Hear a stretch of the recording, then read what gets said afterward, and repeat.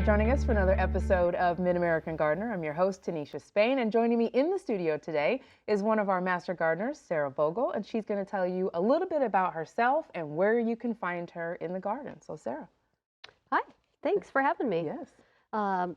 So I'm the horticulture educator for DeWitt, Macon, and Piatt counties, and I was hoping to come on and talk a little bit today about fall planting, planting trees in fall, and the benefits that that can have over spring and summer planting. It's hard to believe we're talking about fall already. I'm a little bit upset about that. I mean, Yeah. it is August, so it makes sense, but this summer seems like it just went really quickly. Yeah, in a flash, wasn't it? And it was wacky too, weather-wise. Did you have a lot of folks dealing with a lot of different plant issues over the summer? We did. You know, oftentimes we deal with some drought issues in the summer, so we're not getting adequate rainfall. That can cause a lot of stress on plants and especially our trees. Um, and then we get a lot of rainfall all at once, and then so insect and disease populations go way up. So yeah, we always get a lot of questions. Both myself and the master gardeners in our unit get a lot of questions around trees, and for good reason. You know, trees are really valuable in the landscape. You know, people have spent their time and their money and their resources, you know, if you have to hire somebody to go out and plant these trees. So they are really valuable assets or elements in any landscape. And because of that, you know, they're so valuable that we want to make sure, you know, we're considering all those really healthy practices like proper species selection, proper installation, proper maintenance afterwards, so you can really achieve that success with your tree. And we get a lot of questions on the show about trees that were perhaps planted in not the best spot for someone's yard, or a tree that's become diseased, or so we do get a lot of questions about that, whether it provides enough shade or too much shade, or this tree got way bigger than I thought it was going to. So Right. you're saying a lot of those things, those problems can be kind of taken care of on the front end if you just do the research and kind of figure out what fits in your landscape or what you would like in your landscape. That's right. That's right. Yeah, to take in some of those, that's kind of our site preparation that we do before we select our species. So, you know, oftentimes homeowners or gardeners can have a tree species in mind that they want to plant, but it may not be suitable or conducive to those site conditions. You know, like, well, my grandma always really loved cherry trees, and I'd like to plant a cherry tree, but your yard is a swamp with poorly drained soils. I'm here to tell you cherry trees don't like wet feet. Probably not going to Yeah, so you may see a little bit of tree decline or even failure in that kind of site. So we want to let our site conditions really dictate what species we select and go at it that way instead of picking the species first. Gotcha. Okay. Well, so you've got a lot of great information to share about tree planting today. So I'm just going to Yeah. turn it on over to you and Sure. Yeah. let you take it away. Exactly. Some of the benefits of planting in fall is that we get some. Um, we don't have those hot temperatures of summer. So, yes, you know, there may be a little bit more selection in the springtime, a few more species to choose from. But in the fall, there are plenty of vendors and organizations that have, especially native species, for sale. So it's something to look into. So we get adequate rainfall in the fall, where in spring we may have plenty of rainfall, but then we quickly turn around into drought conditions. So in the fall, you kind of you know, have a reduced risk of drought. You also have cooler temperatures. So again, in the spring, that heats right up into summer, where you're going to have a little more pest and disease issues, or insect infestations. Where in fall, the soil temperatures are still warm enough to encourage root growth, but they're not so high that it's causing the tree to become dehydrated or desiccated. So it doesn't require as much moisture.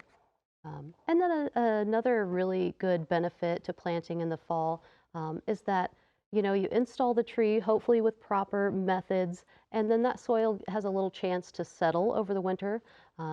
And the roots, when the temperature does get warm enough in the soil, those roots can still grow. So you kind of get a jump start on root establishment for the next year.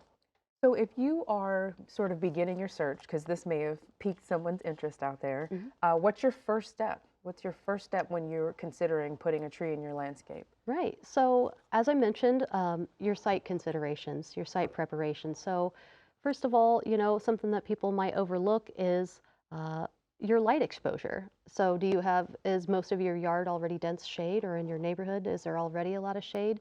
You might want to get a species that is shade tolerant, because if you don't, there's not going to be enough light present for whatever you choose that may be shade intolerant. Um, Really a big factor is your soil. You want to know your soils. In fact, I would encourage everybody to do a soil test before they put in or choose their species.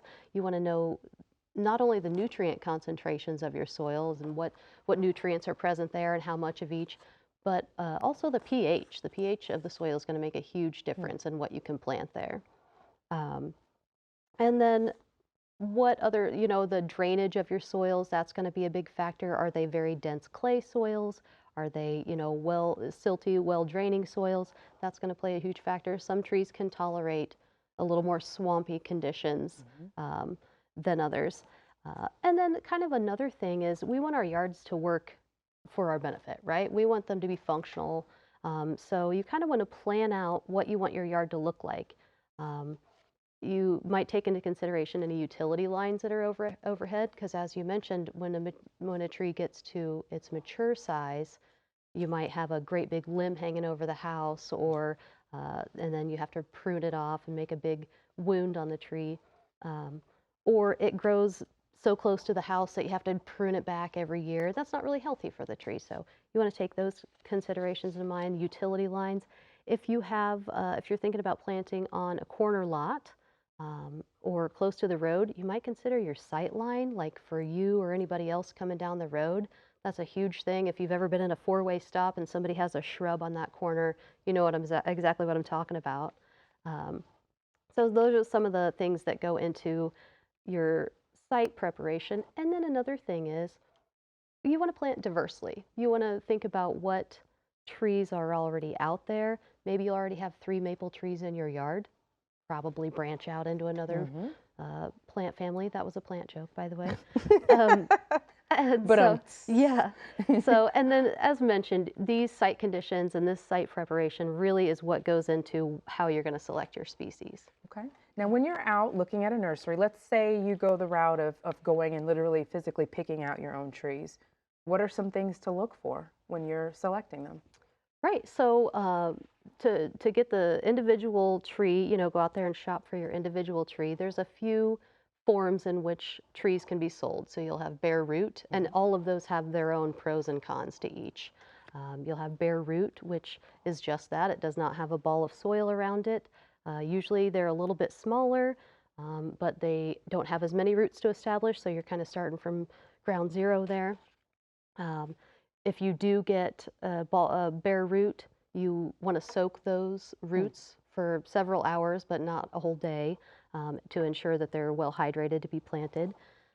You can also get a balled and burlap tree, which is, dug with a big tree spade, and it comes with a whole ball of soil and usually only about like 5 to 10% of its roots. So it's really important, if a tree's taken away 95% of its roots, it goes into your yard, it's really important to establish those roots properly. Then we can also get containerized trees, where you get the whole root mass, but you have to be careful to look at that root mass, maybe even wash the roots off to ensure that there aren't circling or girdling roots. Maybe prune some of those dead or broken or crossing or circling roots back.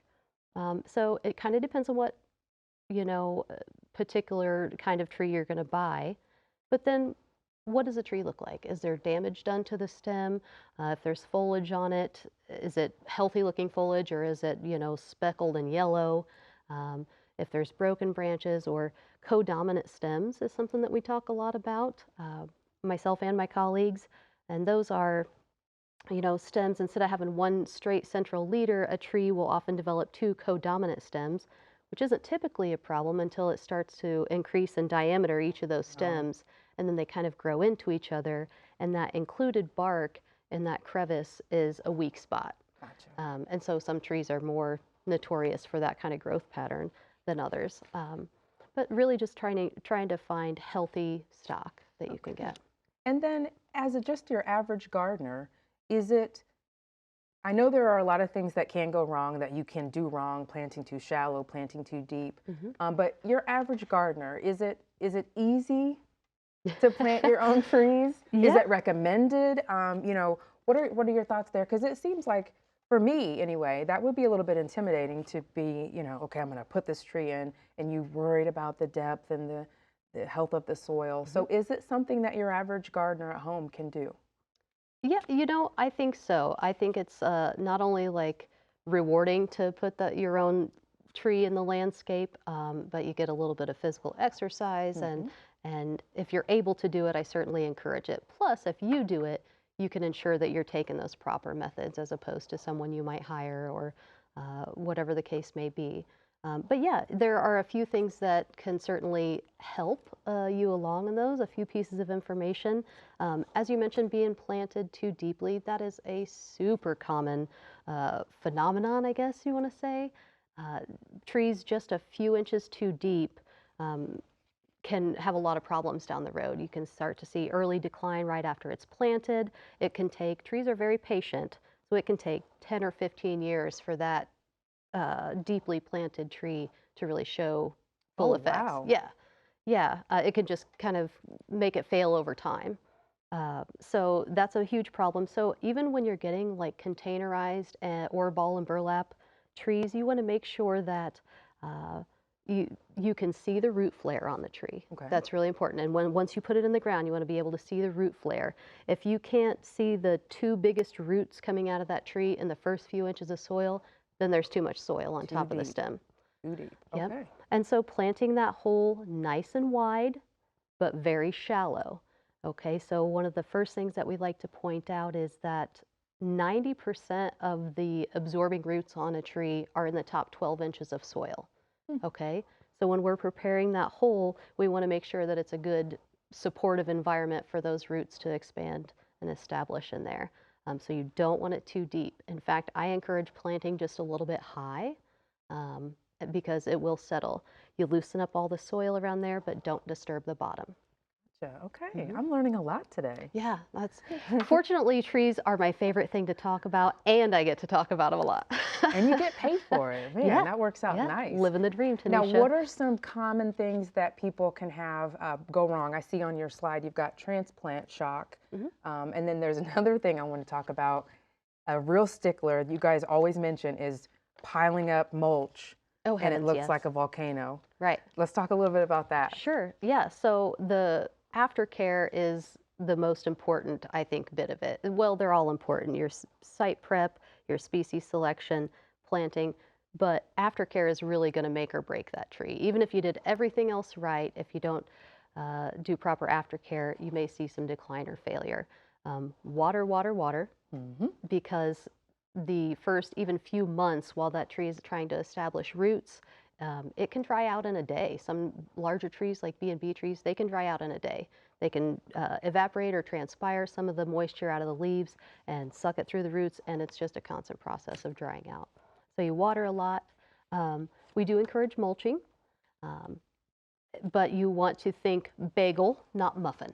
That's what we Oh, say. Yeah, with a okay. hole in the middle. So the mulch volcano that we often refer to, you're right, it's piled up against the stem, and that can make a moist, dark, damp environment where you'll start to see, maybe insect infestations or decay or rot of some kind. So it's not really a positive thing to have that. You want to spread it out. I don't think there's any such thing as too wide a mulch ring. Okay. You have to think trees' roots expand 3 to 5 times beyond where their canopy is. Hmm. So, uh, as big a mulch ring as you like, 2 to 4 inches deep, but keep it a few inches away from the stem. Not the, you said Yeah. a bagel, not a muffin? Yes, bagel, not I muffin. like that. Yeah, I like that. I'm going to yeah. remember that one. And there's so many really great benefits to mulching.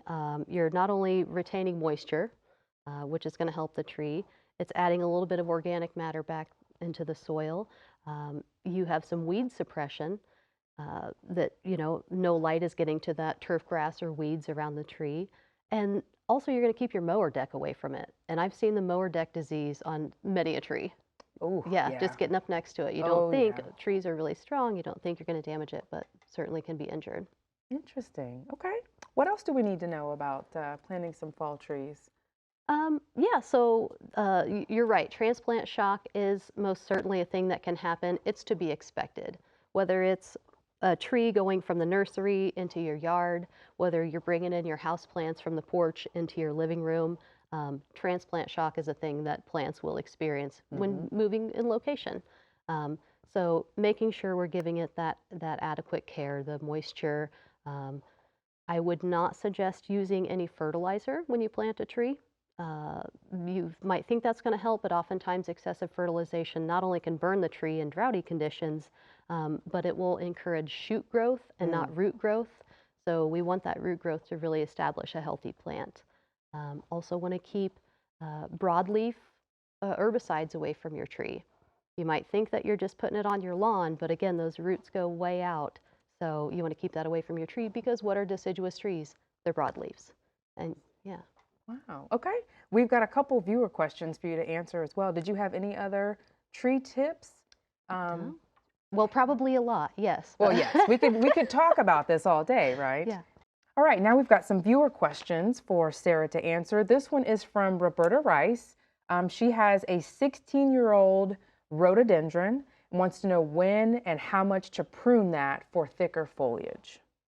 Okay, so there's a couple ways you could go about that. Um, some people would choose to cut it back right after it flowers. There's kind of, again, pros and cons to both.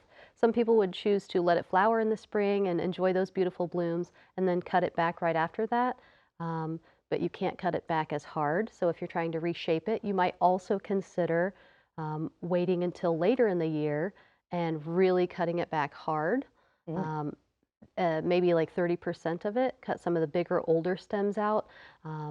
But as you do that, maybe you only take a little bit each year. So that's kind of, you severely cut it back, but you want to do that over a few years. So it might be kind of wacky looking for a few years. Just and turn then, the pot. yeah, and then finally, hopefully come back. What's going on is the heading cuts that you're making, just trimming everything back, those are going to make more dense foliage. Or if you cut it back severely, like I mentioned, you'll get new suckers that will kind of grow back more evenly. Gotcha. Yeah. And is that something you would do this time of year or wait a little bit later? When would you start that? The rhododendron, I think if you cut it back right after it blooms, that would be late spring, Late spring, probably. okay. But then the severe cuts, I believe you can do in fall. In the fall. Okay, great advice. All right, we're going to go to number 41. This is from Kathy in Pontiac. 33 years ago, I moved into my house and there was a very old Harry Lauder's walking stick in the yard. I cleaned a lot of dead wood out of it and it was beautiful for many years. Each fall, I would trim the straight sticks out and save them to use for wattle fencing in my yard. The last few years, some of the branches were dying and I tried to remove each as I could. This spring, it is not leafing out. Some of the straight sticks are, but very few of the curly ones. I think it is dead and wonder if there's anything I can do now. Should I cut it back? Or am I going to lose this old friend? I hate questions like this because people, I'm one of those people that get really attached to. Yeah. And when you start to see them declining, it's like, phone in the experts and see if they can save. Right, yeah. So that's the value that they have, right? Yes. I really want this pretty tree in my Yes, yard. I want Absolutely. this. Sentimentally valuable. So judging from the pictures, it looks like you have some new growth, those suckers coming up from there, from the bottom, and you also have the older kind of winding, twisting stems as well. Harry Lauder's walking stick is typically a grafted plant. So what has been done is the curly part has been grafted on top of some more generic rootstock of that corylus, I believe. And what can happen is if the age, time goes on and it ages and becomes more mature, as we see some of the stems there, some of that rootstock can actually start to put out suckers, and that's the straight stems that you're seeing. There is a process, I believe it's called stooling, that it's a type of layering that you can use to, with sawdust to suppress some of the newer growth at rootstock and allow the curly sticks to grow, curly stems to grow. Ooh, Yeah. that's a process. Yeah, and I'd encourage that viewer to really look into that process before they just take my take my word and throw some sawdust on it. Yeah. Look into that. Okay. All right. Question 60. This is from Logan McMinn, and this is a longer one, so bear with. Why are my sky pencil hollies dying? The attached photos are of the last of the 3 hollies I planted about 13 years ago. The other 2 died. I replaced them, and they seem to be doing fine after 2 seasons. This one in the photo is about 13 years old. I asked my nursery, and they said it was winter kill. I cut out the dead material, but what you see in the photos has all developed since May. Are sky pencils short-lived? And if I need to replace it with something more suitable to Central Illinois' climate, what would you recommend? I chose it because of its pronounced columnar habit and would like to have something similar. I have seen some junipers, at least they think they're junipers with similar habit, but just not quite sure how tall they get and how hard it is to keep them short without becoming bushy. So Logan really likes these, and what They are are your really thoughts? cool. Those are really cool. The sky pencil hollies are really neat plants. Holly is a native to Illinois, but of course the sky pencil is something that has been cultivated to grow here. So again, sometimes those cultivated varieties aren't always as tried and true as some of our standard species. In saying that, hollies are also really can be finicky in terms of moisture. So maybe it gets too much rain in the spring, but then doesn't get enough rain in the summer, and that will stress a holly out. The pH, they prefer a certain pH as well. And so if you not fluctuate, but if you stray too far from that preferred pH in your soils, that could be a contributing factor. There could be something going on in their yard that I have no idea about, but those are just some of the factors that would play into these trees being in stress. You are doing the right thing by cutting out the dead branches that you see. That's always a good practice. In terms of replacement, if you find that you do have to replace it, I would really encourage you to plant a native species, and you can enter in your internet search engine, Illinois native trees. I would always put like EDU or extension on the end of that to make sure you're getting good quality information backed by science. Yes. But I encourage native species, and really there are only a few evergreen species native to Illinois, so you might be limited on that, but there are several cultivated varieties of those standard species. And that will still give that look that he's looking for? Yeah, depending on what you can find, or sometimes if you're looking for something really particular, you might have to travel a little bit to find a nursery that has that. But I think there's plenty of options out there, or, to look at some of those other native species in Illinois, you might find something that appeases their taste even more. Okay. Another thing, I don't water my trees. I know, shame on me, right? But you just don't think about them. When you've got the hose, you're doing the flowers, you're taking care of the vegetables, but should we be watering even our mature, established trees? So the answer is it depends. Love that. Yeah, I know. Me too. It's my favorite go-to. Yeah, it depends. Yes, certainly newly planted trees, we want to water those. I mentioned adequate water at planting. We don't just want to put the hose full force on it and let it go. You want some drip irrigation, or put the hose down to a trickle and let it go for a long time, so we're really soaking and saturating the soil. I would contend that it is a good thing to water those newly planted trees for at least a few years. Those first few years are so crucial that yes, you should most certainly water them then.